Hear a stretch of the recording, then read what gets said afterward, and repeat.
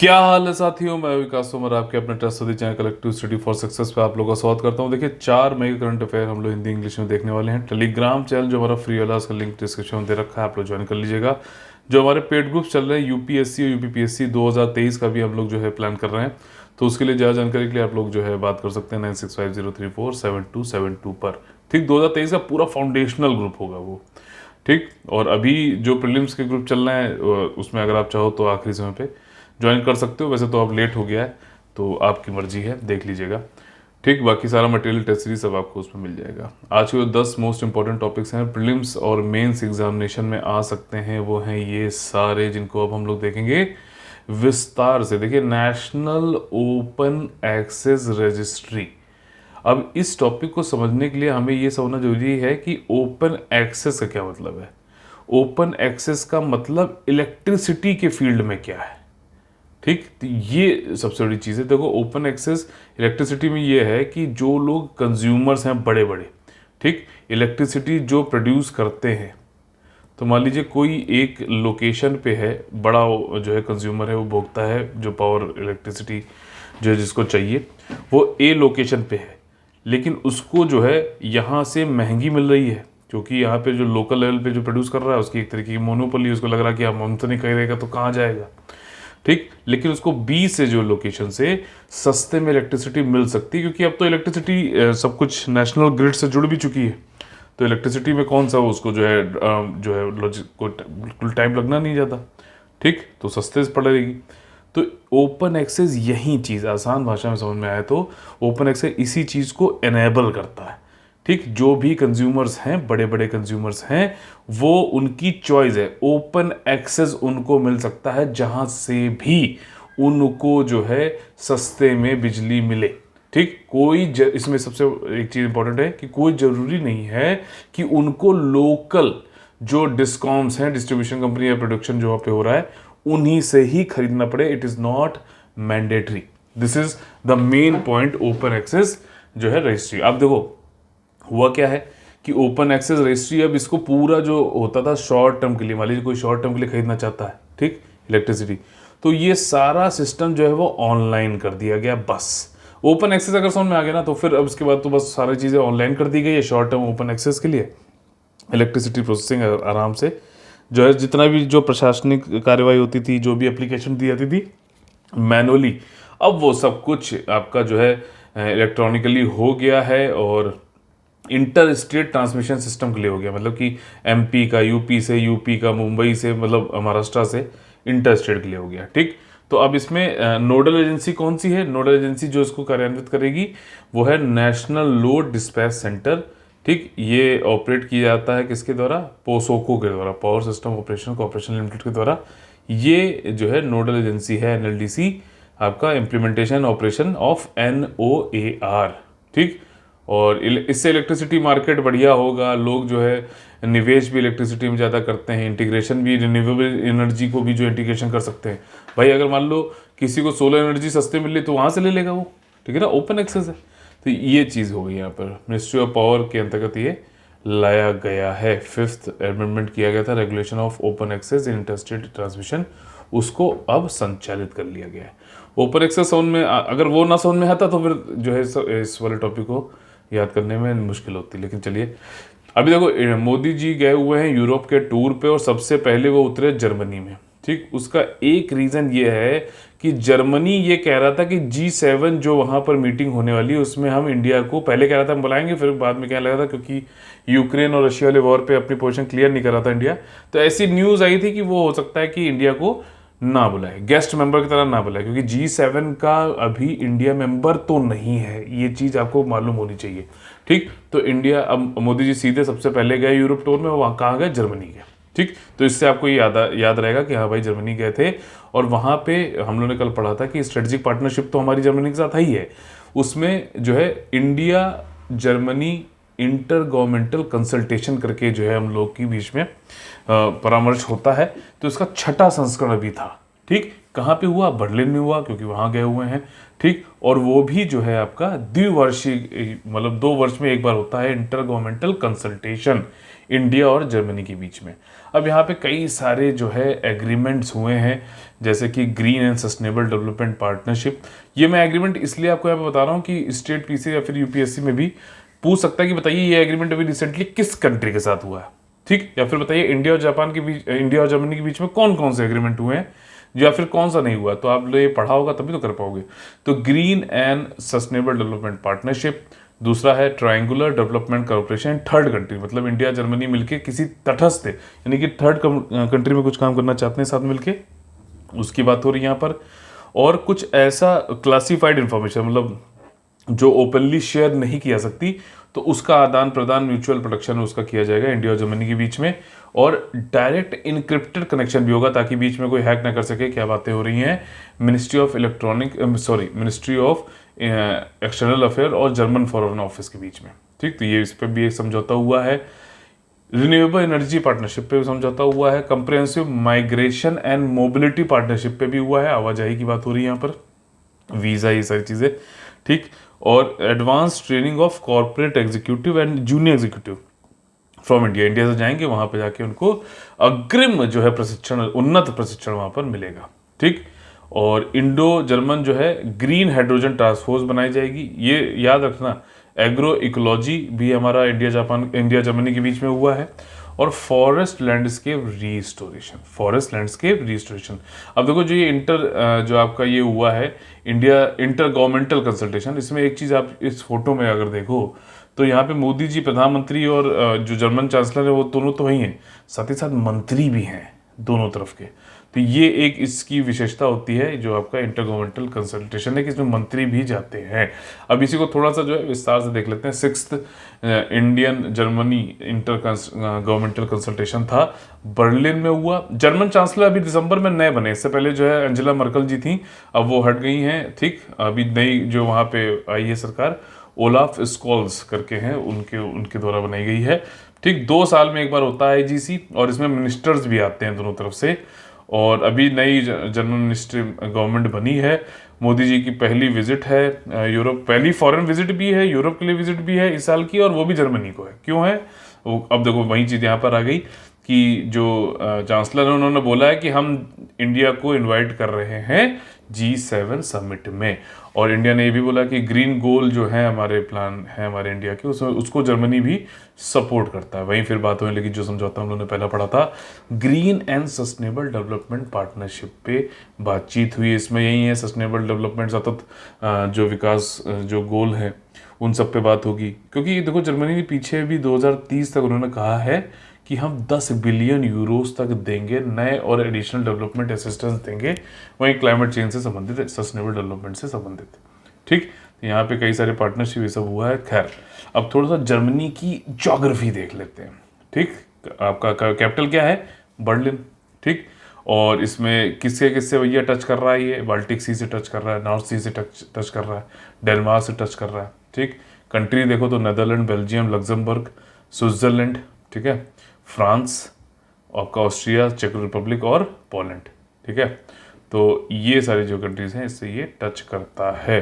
अच्छा बताइए, फ्रांस और जर्मनी के बीच में ये एक पर्वतशिला पहाड़ी एरिया है, इसका क्या नाम है, ठीक। चलिए छोटा सा एक क्वेश्चन आप लोग से जो पूछता हूँ ताकि आप लोग भी अपना इम्प्लीमेंट करें दिमाग को, तो मज़ा आएगा, ठीक। अगला टॉपिक है स्पोर्ट्स से संबंधित, हर्षदा शरद गरुण। ये देखिए ये वेट लिफ्टिंग से संबंधित हैं और इन्होंने इतिहास रच दिया है।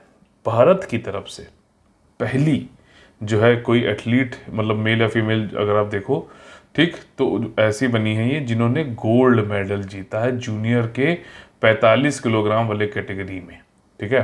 तो ये वेट लिफ्टिंग में, ये बस थोड़ा ध्यान रखिएगा, इंटरनेशनल वेट लिफ्टिंग फेडरेशन के द्वारा जो जूनियर वर्ल्ड चैंपियनशिप हो रही थी ग्रीस में, ठीक, हरकौलिन में, वहाँ पर इन्होंने गोल्ड मेडल जीता है, ठीक। हिस्ट्री इन्होंने क्रिएट कर दी, फर्स्ट इंडियन लिखा हुआ है, ठीक, मेल फीमेल दोनों में से अगर देखा है तो 153 किलो उन्होंने उठाया, 45 किलोग्राम की, ये सोचिए। और एक मतलब अपने जो है वेट के 3 गुना से ज़्यादा इन्होंने वेट उठा दिया। 70 किलोग्राम स्नैच कैटेगरी में उठाया, 83 किलोग्राम जो है इन्होंने clean and jerk to finish वाले में किया, ठीक। इससे पहले जो है 2 लोगों ने जीता है इंडियंस ने medal IWF junior world championship में, मीराबाई चानू, ठीक, इनको ब्रॉन्ज मिला 2013 में, और चिंता सियोलई इनको सिल्वर मिला था पिछले साल। मीराबाई चानू ओलंपिक में भी इन्होंने कुछ पदक जीता था, बताइए कौन सा है। ठीक, और इसी तरीके का क्वेश्चन अभी उत्तराखंड वाले में पूछा भी था कि भैया बताओ अभी इनमें से कौन सा वो खिलाड़ी है जिसको ओलंपिक में जो है सिल्वर मेडल मिला था। इस तरह के कुछ एक क्वेश्चन आया था। इंटरनेशनल वेट लिफ्टिंग फेडरेशन जो है लॉजेन जो है में इसका हेडक्वार्टर है, और यहीं जो है ओलंपिक वेट लिफ्टिंग भी कराती है। 1905 में इसकी स्थापना हुई थी। लॉजेन कहाँ पर है, किस कंट्री में है, बताइएगा। अगला भाई साहब टॉपिक है international relation. Kailashtila gas field, Kailashtila gas field ये बांग्लादेश ने ढूंढा है, बस इतना ध्यान रखना इसमें। कोयलास्टिला गैस फील्ड बांग्लादेश ने डिस्कवर किया है, नया गैस फील्ड है, नेचुरल गैस फील्ड, और इसमें प्रोड्यूस कर सकता है, ठीक, कितने प्रतिदिन 20 million cubic feet of gas. ठीक, बस ये चीज़ में ध्यान रखने वाली है कि बांग्लादेश का है। और इसके अलावा कुछ और भी गैस फील्ड है। सबसे पहले इनकी गैस फील्ड कौन सी बनी थी 1955 में, सेलहेट वाले एरिया में बनी थी। और कुछ और भी बिबियाना, टिटाज, ये सब जो है आपकी गैस फील्ड्स हैं बांग्लादेश में। अभी कौन सी आई है, कोयलास्टिला गैस फील्ड। अगला टॉपिक है, अभी आप लोग पता है कि न्यू दिल्ली में आज़ादी का अमृत महोत्सव में किस एग्रीकल्चर संबंधित जो है वो कुछ चल रहा है वहाँ पे कार्यक्रम। तो उसमें जो हमारे जो एग्रीकल्चर मिनिस्टर हैं नरेंद्र सिंह तोमर जी, उन्होंने बोला है कि हम ड्रोन देंगे, किसानों को ड्रोन देंगे।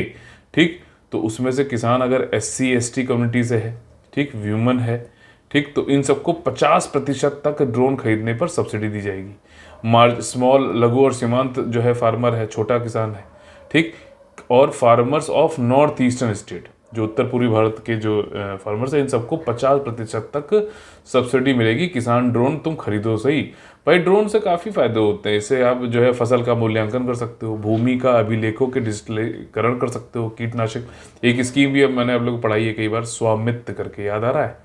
अगर ऐसे ये पढ़ते समय आपको दिमाग में ये चीज़ क्लिक होने लग रही है स्वामित्व जैसे, तो समझ लो कि आपका रिवीजन भी अच्छा चल रहा है, आपने फोकस करके पढ़ा है। ठीक है, तो ये चीज़ मैं कहता हूँ कि वीडियो जरूर देखो और PDF से जरूर एक बार उसको रिवाइज किया करो, ठीक है ना, क्योंकि in the end of the day आपको एग्जाम में खुद से ही पढ़कर समझकर आंसर देना है। मैं यहाँ पे स्पून फीडिंग कराता रहूँगा, वैसे तो मैं ऐसा पढ़ाता हूँ आपको कि आपके दिमाग में बैठ जाए, और फिर कहीं से भी आप उसको पढ़ें तो आपके दिमाग में उसको जो है पूरा समझ बने। लेकिन फिर भी मैं चाहता हूँ कि आप लोग PDF से जरूर पढ़ें, ठीक। और PDF में जो भी थोड़ी बहुत जो कोई अगर गलती होती है तो आप हमें बता सकते हैं, नहीं तो यहाँ पे तो मैं वीडियो में उसको जरूर पहले ही बता देता हूँ कि हाँ ये चीज़ मिस्टेक है, जो भी है कभी कभार होती है। तो आप जो है वीडियो पहले देखिए फिर PDF पढ़िए, ये चीज़ है। तो यहाँ पर जो है इन्होंने ये भी कहा है कि आपका पेस्टिसाइड, न्यूट्रिएंट, ये सब स्प्रे करने के लिए भी ड्रोन काम आ सकता है। और जो और फार्मर्स हैं, ठीक है ना, ऊपर जो फार्मर्स देते हैं, इनके अलावा उनको 40% तक या फिर 4 लाख रुपए तक की जो है सब्सिडी मिल सकती है, सहायता मिल सकती है। अब देखो ये ड्रोन फार्मर डायरेक्टली तो खरीद नहीं लेगा, पहले उसकी फील्ड में ले जाके आपको दिखाना ही पड़ेगा कि हाँ भैया पेस्टिसाइड कैसे डालोगे या फिर जो है फर्टिलाइजर कैसे डालोगे। ये सब दिखाने के लिए कौन दिखाएगा भाई साहब, ठीक, तो किसान विकास केंद्र वाले हो गए, आपके इंडियन काउंसिल ऑफ ICAR वाले हो गए, स्टेट एग्रीकल्चर यूनिवर्सिटी वाले हो गए, जाके फार्मर फील्ड पे डेमोन्स्ट्रेट करेंगे। तो उस डेमोन्स्ट्रेशन के लिए जो है आपका सब मिशन ऑन एग्रीकल्चर मैकेनाइजेशन के अंतर्गत 100% तक जो भी कॉस्ट लग रही है उस पूरी सहायता जो है वित्तीय सहायता दी जाएगी। वहीं अगर फार्मर प्रोड्यूसर ऑर्गेनाइजेशन कोई करता तो 75% तक जो है वित्तीय सहायता दी जाएगी। जाओ भैया फील्ड में नचाओ ड्रोन, डालो उर्वरक, डालो जो है कीटनाशक, ताकि लोग फिर किसान तभी खरीदेंगे और उसमें भी उनको सब्सिडी मिलेगी। तो एक तरीके से जो है मैकेनाइजेशन और कृषि को और ज़्यादा जो है टेक्निकल की तरफ ले आने की कोशिश हो रही है। अच्छी बात है, उत्पादकता बस बढ़े ताकि जो है आमदनी बढ़े फार्मर्स की, मोस्ट इंपॉर्टेंट थिंग, ठीक। अब देखो अगला टॉपिक है कि भैया 100 साल हो गए हैं दिल्ली यूनिवर्सिटी के, ठीक। तो ये एक फैक्ट है कि मान लो पूछ ले भैया कौन सी यूनिवर्सिटी के 100 साल अभी हुए हैं, तो वही दिल्ली के हुए 1 मई 2022 को, ठीक। लेकिन इससे ज़्यादा जरूरी ये है इस समय समझना, कुछ फैक्ट्स दे रखे हैं जो हिस्ट्री संबंधित है, ठीक। तो वो आपको यहाँ पर जो है इंपॉर्टेंट है। जैसे कि पहले ये सोचा गया था कि 1911 में जब कलकत्ता से हटाकर दिल्ली को कैपिटल बनाने की बात कही गई थी, ठीक है ना, बनाई गई थी। कैसे हिंद आ रहे थे याद करो, उस समय कौन जो है वायसराय थे, ये सब चीज़ें आपको देखना चाहिए। तो तब ये बात चली थी, लेकिन फिर वर्ल्ड वॉर वो सब आ गया तो फिर ये मामला खिंच गया 11 साल के लिए। फिर उसके बाद 1922 में 16 जनवरी को दिल्ली यूनिवर्सिटी बिल लाया गया, इम्पीरियल लेजिस्लेटिव असेंबली। अब आपको ये पता होना चाहिए भैया, मॉन्टेग्यू चेम्सफोर्ड रिफॉर्म के बाद में इंपीरियल लेजिस्लेटिव असेंबली में कौन कौन मेंबर होते थे, क्या होता था, ठीक, ट्रांसफर सब्जेक्ट क्या होता था, रिजर्व सब्जेक्ट क्या होता था। तो ये इसलिए मतलब इम्पोर्टेंट है। तो अब यहाँ पर ये आया कि भैया एक ऐसी जगह यूनिवर्सिटी बनाओ ब्रिटिश इंडिया में जहाँ पे लोग पढ़ें भी और रहें भी, रेजिडेंशियल यूनिवर्सिटी। फिर दिल्ली में अभी उस समय जो है 1922 की बात हो रही है, उस समय 3 आर्ट कॉलेज थे और एक मेडिकल कॉलेज था, लेडी हार्डिंज, ठीक है, लेडी हार्डिंज मेडिकल कॉलेज था। 3 आर्ट कॉलेज कौन कौन से थे?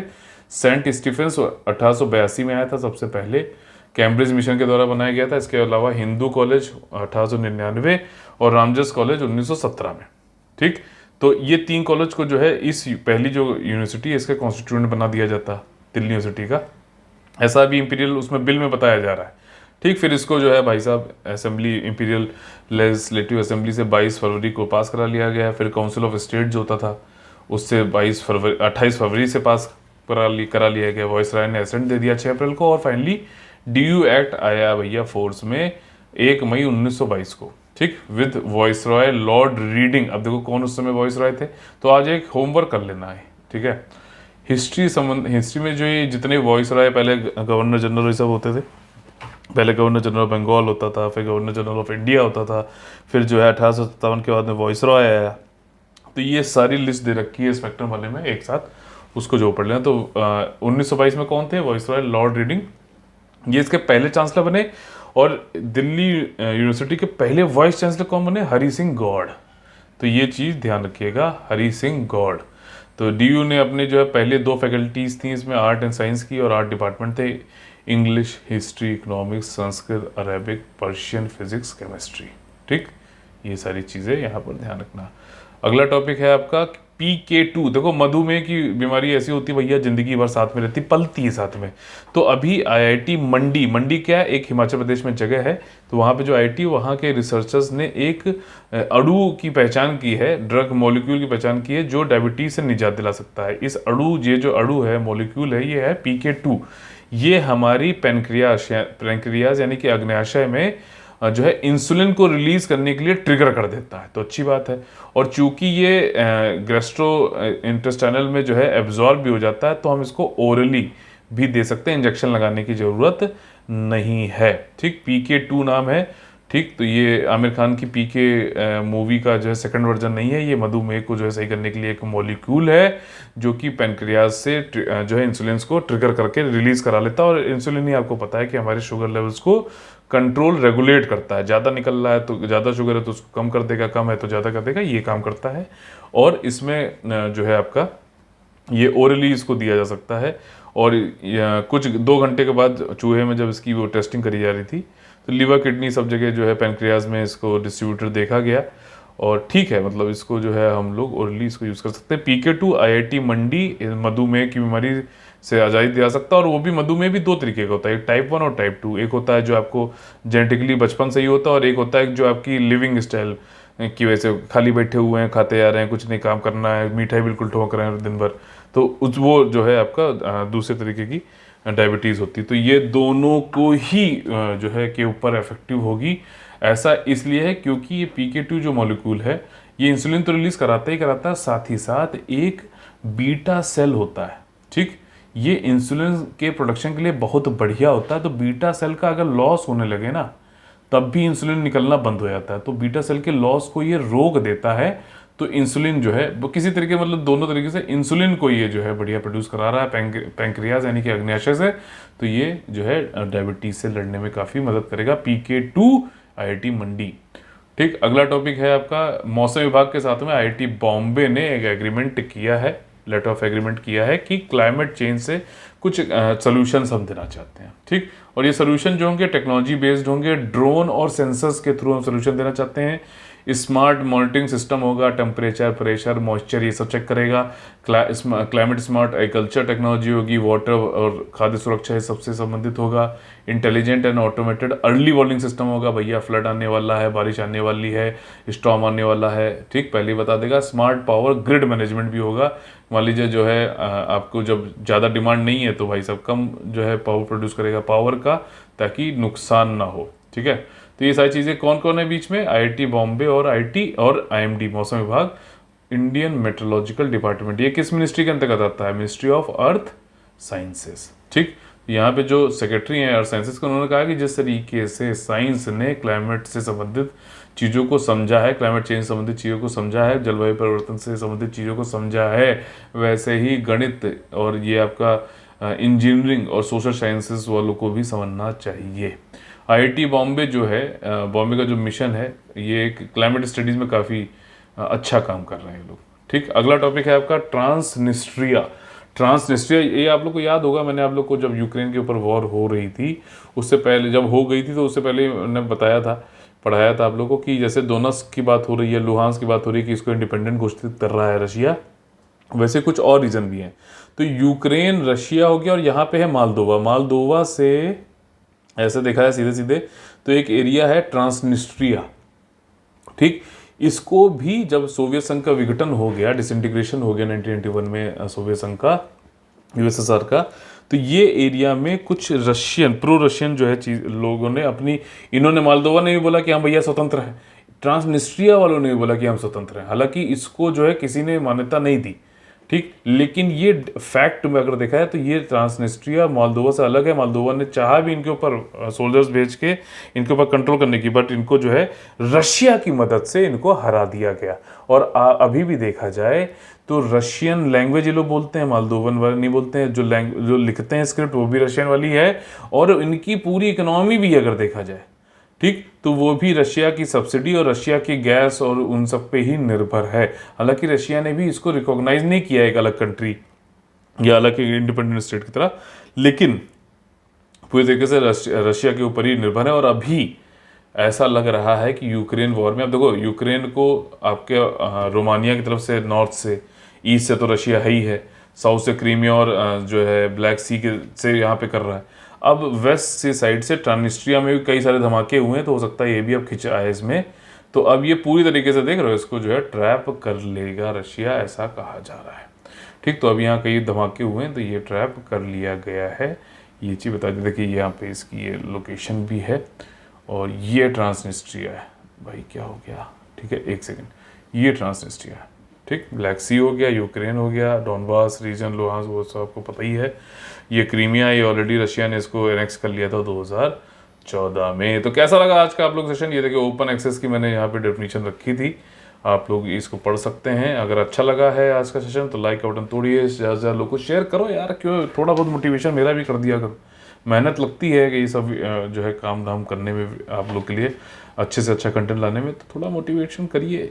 मतलब क्या हो जाएगा अगर आप 2 लोग को और जो है वीडियो दिखवा के लाइक करवा दोगे, इससे मोटिवेशन मिलेगा, ज़्यादा व्यूज़ बढ़ेंगे तो ज़्यादा लोग तक ये चीज़ पहुँचेंगे, मुझे भी अच्छा लगेगा और अच्छा कंटेंट आपके लिए लाने की कोशिश करूँगा। ठीक, तो चलिए कल फिर से मुलाकात होगी सुबह 6 बजे, तब तक के लिए आप लोग से लेते हैं अलविदा। जय हिंद, जय Bharat, all the very best, Vande Vande Mataram.